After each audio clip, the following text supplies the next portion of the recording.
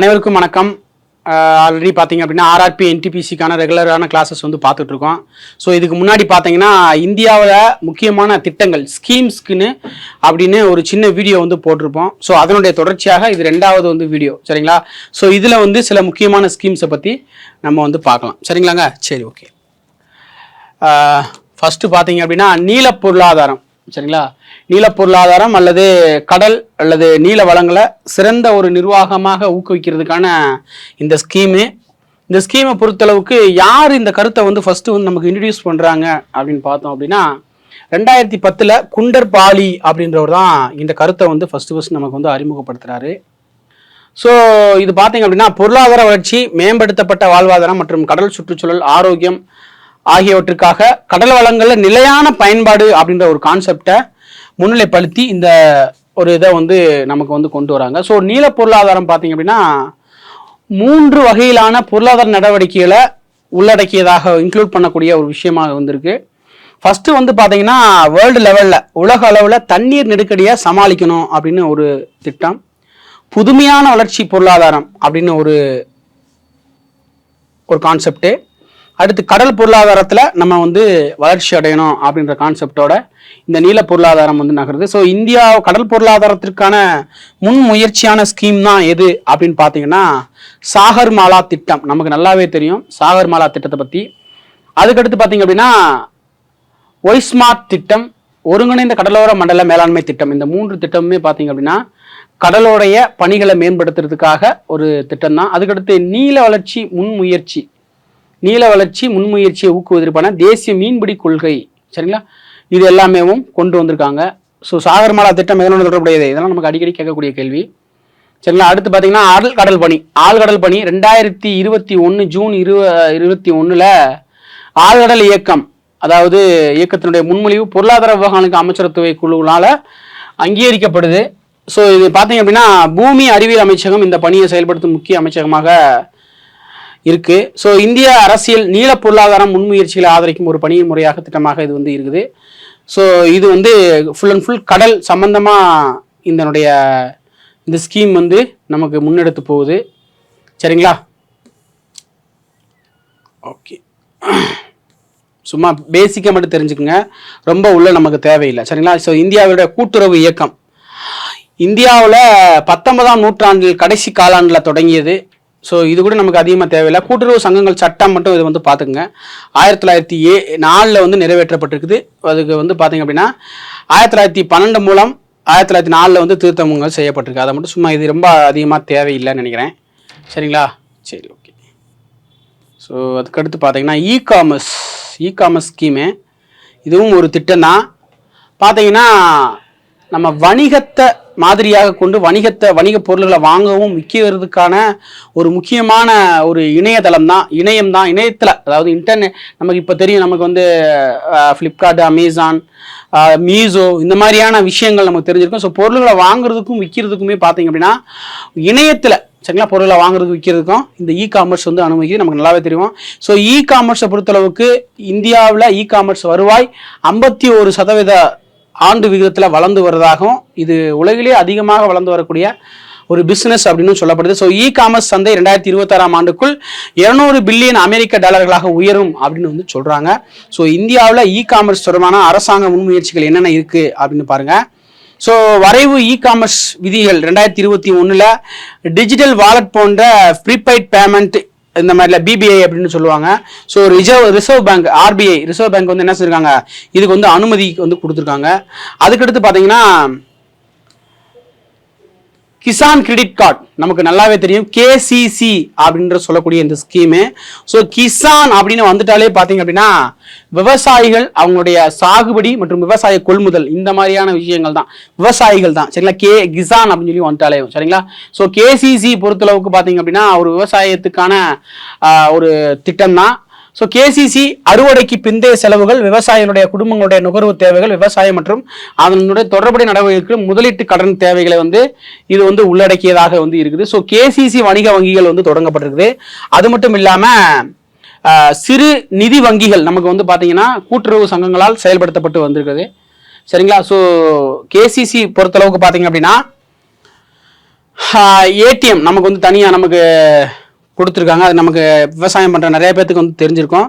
So KCC வந்து பார்த்தீங்க அப்படின்னா கடன் வழங்கப்படாத விவசாயிகளுக்கு கேசிசி கடன், கிசான் கிரெடிட் கார்டு வழங்குறது தான். சரிங்களா, இது நமக்கு தெரிஞ்ச ஒரு திட்டம் தான். ஸோ அதுக்கடுத்து பார்த்தீங்கன்னா FBO, சரிங்களா, விவசாயிகள் உற்பத்தியாளர்கள் அமைப்பு அப்படின்னு வந்து சொல்கிறாங்க. சரிங்களா, இதுவுமே பார்த்தீங்கன்னா FBB என்பது குறிப்பாக விவசாயத்தின் சவால்களை எதிர்கொள்வதற்காக ஒரு பயனுள்ள கூட்டணி உருவாக்குறதுக்காக சிறு மற்றும் குறு விவசாயிகளுடைய தொகுப்பு தான். சரிங்களா, இது நபார்டு தான் இதனுடைய வள முகமையாக வந்து இருக்குது. ஸோ இதையும் நம்ம கூடுதலாக தெரிஞ்சுக்கணும். FBP அப்படின்னாலும் விவசாயிகளுக்கான ஒரு ஸ்கீம் தான். ஸோ இது வந்து பார்த்தீங்கன்னா 1000 வரை உதவி வழங்குது. ஸோ 18 லட்சம் வரை ஒரு FBO3 3 வருட காலத்திற்காக இது வந்து யூஸ்ஃபுல்லாகவும் இருக்குது அப்படின்னு சொல்கிறாங்க. சரிங்களா, சரி, ஓகே. அதுக்கடுத்து பாருங்க, பிரதான் மந்திரி கிசான் சொல்லி வந்துட்டாலே என்னதாங்க, விவசாயிகளுக்கு மட்டும்தான். சரிங்களா, விவசாயிகளுக்கு தான். ஸோ கிசான் இந்த திட்டத்தின் கீழே நிலம் வச்சிருக்கக்கூடிய அனைத்து விவசாயிகளுக்கும் வங்கி கணக்கில் ஆண்டுக்கு 6000 ரூபாய் தொகையை வந்து நேரடியாக வந்து கொடுக்குறாங்க அப்படின்ற விஷயத்த இந்த இடத்துல நம்ம தெரிஞ்சுக்கிறோம். ஸோ இது மத்திய துறை திட்டமாக இருக்குது. இது வேளாண் மற்றும் விவசாயிகள் நலன் அமைச்சகத்தால் செயல்படுத்தப்படுகிறது.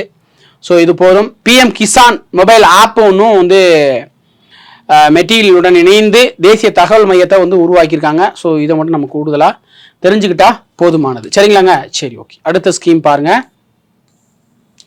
ஸோ கிசான் ரயில்ஸ், விவசாயிகளுடையக்கு கிசான் அப்படின்னு சொல்லிட்டு வந்துட்டா என்னதாங்க, விவசாயிகள் தான். சரிங்களா, ஸோ கிசான் ரயில் தான் முதல்ல பல பொருள்களுக்கான ரயிலாக இருக்குது.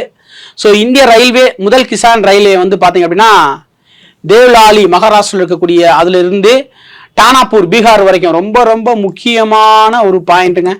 சரிங்களா, முதல் கிசான் ட்ரெயின் எங்கேருந்து எங்கே வரைக்குங்க, மகாராஷ்டிரா தோலாலியிலிருந்து டானாப்பூர் பீகார் வரைக்கும் அறிமுகப்படுத்தியிருக்காங்க. ஸோ இது பார்த்தீங்கன்னா குளிர்சாதன பெட்டி கொண்ட இந்த ரயில் காய்கறிகள், பழங்கள் போன்ற அழிந்து போகக்கூடிய விவசாய பொருட்களை குறுகிய காலத்தில் சந்தைக்கு கொண்டு வர்றதுக்காக உதவுறதுக்கான இந்த ஸ்கீம் தான் கிசான் ரயில்ஸ் அப்படின்னு சொல்லக்கூடியது. ஸோ இந்த இது 2022 இரட்டிப்பாக்கணும், விவசாயியோட வருமானத்தை இரட்டிப்பாக்கணும் அப்படின்றது இலக்கா வச்சு இந்த ஸ்கீமை வந்து கொண்டு வந்தாங்க. சரிங்களாங்க, சரி, ஓகே. கிசான் ரயில்ஸ். அடுத்து பாருங்க,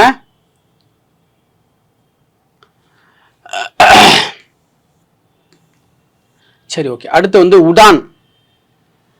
உடான் நமக்கு இப்ப உடான் 1 2 3 4 வரைக்கும் வந்துச்சு. 4.1 இப்ப.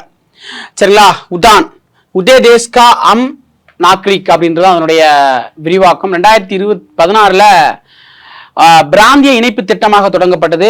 ஒன்றும் இல்லை, பிராந்திய வழித்தடங்கள் மற்றும் மலிவு பொருளாதார ரீதியான லாபகரமான விமானங்களை உருவாக்குவதை நோக்கமாக கொண்டு இருக்குது. ஒன்றுமே கிடையாது, விமான போக்குவரத்து அமைச்சகத்தினால இந்த திட்டம் வந்து கொண்டு வராங்க. ஸோ உடான் 4.1 சிறப்பு என்ன அப்படின்னா ஹெலிகாப்டர் மற்றும் கடல்வழி விமானங்களுக்கு சிறிய விமான நிலையங்களை இணைக்கிறது அதில் முக்கியமாக வந்து இருக்குது. சரிங்களா, எல்லா பேருமே பயணிக்கக்கூடிய வகையில் உடான் ஸ்கீம். சரிங்களாங்க, சரி, ஓகே. அடுத்து பாருங்க, கதிசக்தி. இந்த திட்டம் ரொம்ப ரொம்ப முக்கியமான ஒரு ஸ்கீமுங்க. ஸோ கதி அப்படின்னு சொல்லுவாங்க. ஸோ இந்திய பிரதமரால் 75வது குடியரசு தினத்தன்று அறிவிக்கப்பட்ட முயற்சிகளை இதுவும் ஒன்று. ஸோ கதி வந்து பார்த்தீங்கன்னா முழுமையான உட்கட்டமைப்பை மேம்படுத்துறது தான். 100 லட்சம் கோடி திட்டமாக இது வந்து இருக்குது.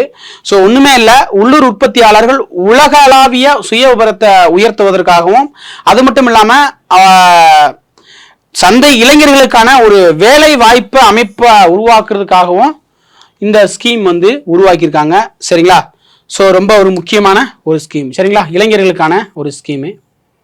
ஓகே. அதுக்கடுத்து பார்த்தீங்கன்னா INS Vikrant.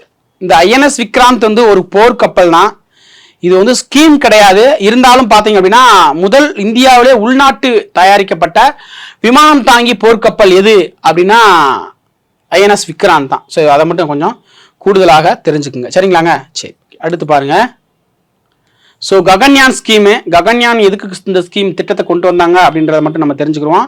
So Gaganyaan scheme பொறுத்தளவுக்கு பார்த்தீங்க அப்படின்னா இது ISRO உடைய ஸ்கீம் தான். இதுல 3 விமானங்கள், 2 ஆள் இல்லா, ஒரு ஆளோட இருக்கக்கூடிய 2 ஆள் இல்லா மற்றும் 1 ஆள் இருக்கக்கூடிய ஒரு விமானம். இதுல சுற்றுப்பாதையில் இது பார்ப்போம். என்னன்னு பாருங்க, பூமியை குறைந்த புவி சுற்றுப்பாதையில் இது வந்து வட்டமிடுதுன்னு சொல்றாங்க ககன்யான். ஸோ 2022-2023 திட்டமிடப்பட்ட 2வது ஆளில்லா விமான பயணத்திற்கு பிறகு ககன்யான் மனித விண்வெளி பயணத்து தொகுதியாக வந்து இருக்கு அப்படின்னு சொல்லுவாங்க. ஸோ ககன்யான் பார்த்தீங்க அப்படின்னா ககன்யான் ஸ்கீமு. ஸோ ககன்யான் விண்ணில் செலுத்த GSLV Mark 3 பயன்படுத்தப்படுகிறது. சரிங்களா. ஸோ இதெல்லாம் ஸ்கீம் தான் சரிங்களா.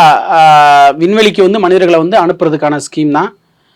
அதுக்கடுத்து பார்த்தீங்க அப்படின்னா சந்திராயன் 3 நமக்கு வெற்றி அடைஞ்சு, நமக்கு அதுவும் தெரியும், அதுவும் ஒரு ஸ்கீம் தான், முக்கியமான ஸ்கீம் தான் சரிங்களாங்க. சரி ஓகே. அதுக்கடுத்து பாருங்க, தேசிய கல்விக் கொள்கை நேஷனல் எஜுகேஷன் பாலிசி 2020. ஸோ இந்த ஸ்கீமை பொறுத்தளவுக்கு பார்த்தீங்கன்னா உலகளாவிய அறிவுசார் வல்லரசாக மாற்றுவதற்கு நோக்கமாக கொண்டு இந்த ஸ்கீம் தற்போதைக்கு வந்து பார்த்தீங்கன்னா 10th +2 அமைப்பு முறையாக என்ன பண்ணுறாங்க அப்படின்னா 3ஆவதுலேருந்து 8ஆவது, 8ஆவதுலேருந்து 11, 11 to 14, 14 to 18 அப்படின்னு சொல்லி மாற்றுறாங்க. அதாவது 5 + 3 + 3 + 4 அப்படின்னு வந்து மாற்றுறதுக்கான ஸ்கீம் தான். ஸோ கல்விக்கான ஒரு ஸ்கீம். அது மட்டும் இல்லாமல் தமிழ் மொழி, அதாவது ஒவ்வொரு பிராந்திய மொழின்னு சொல்லுவோம் இல்லையா, அது தாய்மொழியாக குறைந்தபட்சம் 5ஆம் வகுப்பு வரை வந்து கற்பிக்கிறோம். 2030க்குள்ள ஆசிரியர் பணிக்கான குறைந்தபட்ச பட்டப்படிப்பு தகுதியாக 4 வருட ஒருங்கிணைந்த பிஎட் பட்டம் வந்து இருக்கும் அப்படின்ற மாதிரியும் நமக்கு வந்து சொல்லியிருக்காங்க சரிங்களாங்க. சரி ஓகே. அதுக்கடுத்து பார்த்தீங்க அப்படின்னா எத்தனால் கலவை ஸ்கீம் அந்த தெரியும் இல்லையா. ஸோ எத்தனால் வந்து பெட்ரோலுடைய உற்பத்தி, அதாவது வாங்குறதுல வந்து உலகளவில் இந்தியாவும் ஒரு முன்னணி பெட்ரோல் இறக்குமதியில் வந்து முன்னணி நாடாக வந்து இருக்குது. ஸோ அதனுடைய பெட்ரோலை வந்து கம்மியாக்கணும் அப்படின்றதுக்காக இந்த எத்தனால் வந்து 20% வந்து கலக்கிறதுக்காக வந்து இந்த ஸ்கீம் வந்து கொண்டு வந்திருக்காங்க சரிங்களாங்க. சரி ஓகே. அதுக்கடுத்து பார்த்தீங்க அப்படின்னா ஆத்ம நிர்மான் பாரத் அபியான் சரிங்களா. ஆத்ம நிர்மான் பாரத் அபியான் இது பார்த்தீங்க அப்படின்னா ஒன்றுமே கிடையாது. இந்த 20 கோடி மதிப்பு அதெல்லாம் நமக்கு தேவையில்லை. உள்ளூர் தயாரிப்புகளை ஊக்குவிக்கிறதுக்காக இந்த ஸ்கீம் வந்து கொண்டு வந்திருக்காங்க. அதை மட்டும் நீங்கள் ஏன் வச்சுக்கோங்க. ஸோ பொருளாதாரம், உள்கட்டமைப்பு அமைப்பு, துடிப்பான மக்கள் தொகையில் மற்றும் கோரிக்கையை சரிங்களா. ஸோ இந்தியாவின் உற்பத்தியை ஊக்குவிக்கும் நோக்கத்தோட மேக் இன் இந்தியா ஸ்கீம் முன்முயற்சி. ஆத்ம நிர்மான் பாரத்தோடைய ஒரு ஸ்கீம் தான் மேக் இன் இந்தியா, இந்தியாவில் உருவாக்குவோம் அப்படின்னு சொல்லக்கூடிய இந்த ஸ்கீம் சரிங்களாங்க. சரி ஓகே. அடுத்து பாருங்க, மிஷன் கரம் யோகி சரிங்களா. மிஷன் கரம் யோகி. ஸோ மிஷன் கரம் யோகி பொறுத்தளவுக்கு பார்த்தீங்கன்னா சிவில் சர்வீஸ் திறன் மேம்படுத்துறதுக்காக தேசிய ஒரு திட்டம் தான் சரிங்களா. சிவில் சர்வீஸில் நிறைய பேர் வந்து போகணும் அப்படின்றதுக்கான இந்த திட்டம் தான் மிஷன் கர்ம யோகி அப்படின்னு சொல்லக்கூடியது. ஸோ இதை பார்த்தீங்க அப்படின்னா புதிய இந்தியாவின் பார்வைக்கு ஏற்றவர் சரியான அணுகுமுறை திறன்கள் அது மாதிரி சொல்லியிருக்காங்க. ஸோ பிரதம மந்திரி மனிதவள கவுன்சிலில் நிர்வகிக்கப்படுகிறது சரிங்களாங்க. சரி ஓகே. முக்கியமாக இதை மட்டும் ஞாபகம் வச்சுக்கோங்க, கர்மயோகி டிஜிட்டல் பிளாட்ஃபார்ம் ஒன்று இருந்திருக்கு.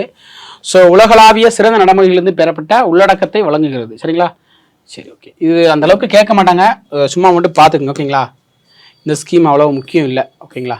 முக்கியம் இல்லைன்னு நம்ம சொல்ல முடியாது, இருந்தாலும் பார்த்துக்குங்க ஓகே. அடுத்து NHM தேசிய ஹைட்ரஜன் எனர்ஜி மிஷன் அப்படின்னு சொல்லக்கூடிய இந்த ஸ்கீம் பார்த்தீங்கன்னா 2021-22 பட்ஜெட்டில் இதை வந்து கொண்டு வந்தாங்க. ஒன்றுமே கிடையாது, பசுமை ஆற்றல் வளங்கள் சரிங்களா, ஹைட்ரஜன் உற்பத்தி செய்வதன் கவனம் செலுத்துறது சரிங்களா. என்ன இந்தியாவை வந்து உலகளாவில் ஒரு பசுமை உள்ள நாடாக வந்து மாற்றணும் அப்படின்னு சொல்லக்கூடிய விஷயத்த வளர்ந்து வரும் புதுப்பிக்கத்தக்க திறனை ஹைட்ரஜன் பொருளாதாரத்தின் இணைப்பை நோக்கமாக வந்து கொண்டிருக்கு சரிங்களா. ஸோ இதுதான் நமக்கு முக்கியமான ஒரு கான்செப்டு. ஸோ அதுக்கடுத்து பார்த்தீங்க அப்படின்னா நிறைய ஸ்கீம்ஸ் வந்து இன்னும் இருக்குது. ஓகே. போஷான் 2.0 போஷான் நமக்கு ஆல்ரெடி தெரியும். ஸோ குழந்தைகள் மற்றும் பெண்கள் மேம்பாட்டு அமைச்சகத்தால் தொடங்கி வச்சுப்பட்டிருக்காங்க. ஸோ பெண்கள் மற்றும் குழந்தைகளுக்கு ஊட்டச்சத்தை மேம்படுத்துறது தான் இந்த ஸ்கீமுடைய முக்கியமான திட்டம். அவ்வளோதான், அதை தெரிஞ்சுக்கிட்டாலே நமக்கு வந்து போதும் சரிங்களாங்க. சரி ஓகே ஓகே. அடுத்து பார்த்தோம் அப்படின்னா இன்னும் சில ஸ்கீம்ஸ் இருக்குது. ஸோ இன்னும் வேறு என்ன விடுபட்ட ஸ்கீம்ஸ் என்னென்னமோ இருக்கோ அதை வந்து அடுத்த வீடியோவில் வந்து நம்ம வந்து தெளிவாக வந்து பார்க்கலாம். அதுக்கு முன்னாடி ஒரு ரிவிஷன். போஷான் 2.0 பார்த்தீங்க அப்படின்னா ஊட்டச்சத்துக்காக. அதுக்கடுத்து பார்த்தீங்கன்னா ஹைட்ரஜன் எனர்ஜி மிஷன் சரிங்களா. இந்தியாவில் புதுப்பிக்கக்கூடிய ஆற்றல் வளமாக இருக்கக்கூடிய ஹைட்ரஜன் பொருளாதாரத்தை இணைக்கிறதோட முக்கியமான நோக்கமாக வந்து இருக்குது. அடுத்து மிஷன் கர்மயோகி சிவில் சர்வீஸ் மேம்பாட்டு திறனுக்கான தேசிய திட்டம் சரிங்களா.